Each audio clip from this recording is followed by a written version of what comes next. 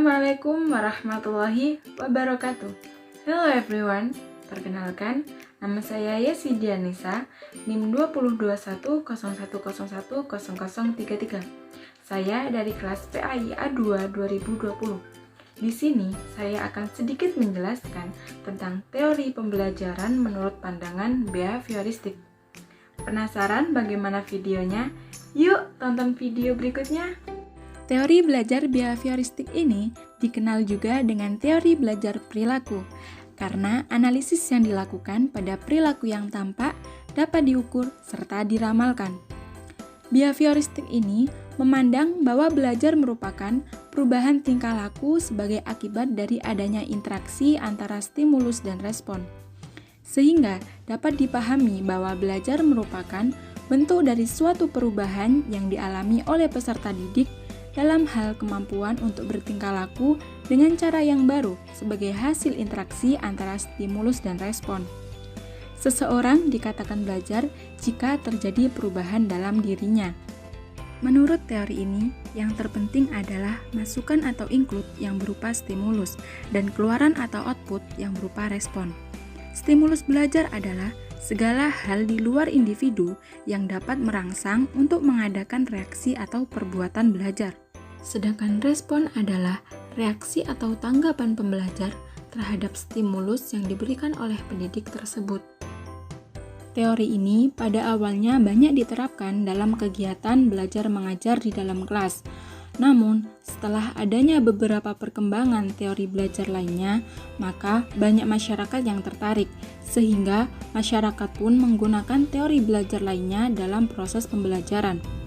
Teori behaviorisme ini pembelajarannya hanya berpusat kepada guru, bersifat mekanistik, dan hanya berorientasi kepada hasil yang dapat diamati dan juga diukur.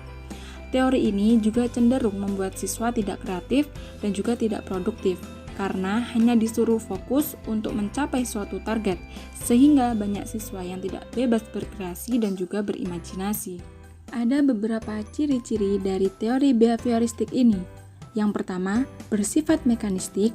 Yang kedua, menekankan kepada peranan lingkungan. Yang ketiga, mementingkan kepada pembentukan reaksi atau respon. Yang keempat, mementingkan latihan.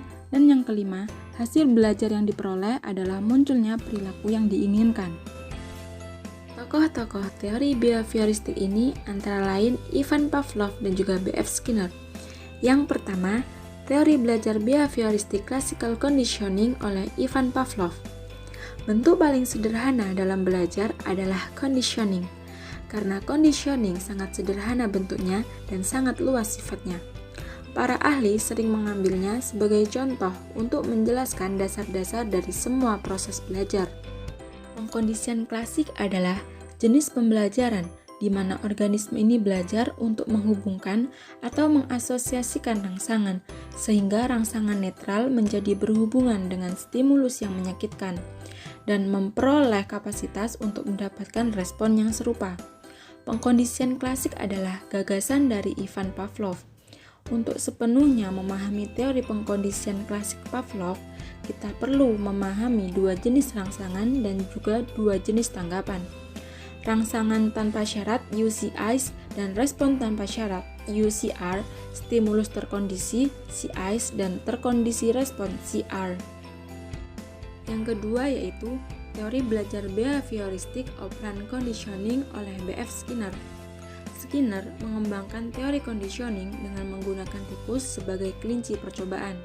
Dari hasil percobaannya, Skinner membedakan respon menjadi dua, yaitu respon yang timbul dari stimulus tertentu dan operan respon yang timbul dan berkembang karena diikuti oleh perangsang tertentu. Oleh karena itulah, teori Skinner ini dikenal dengan teori operant conditioning.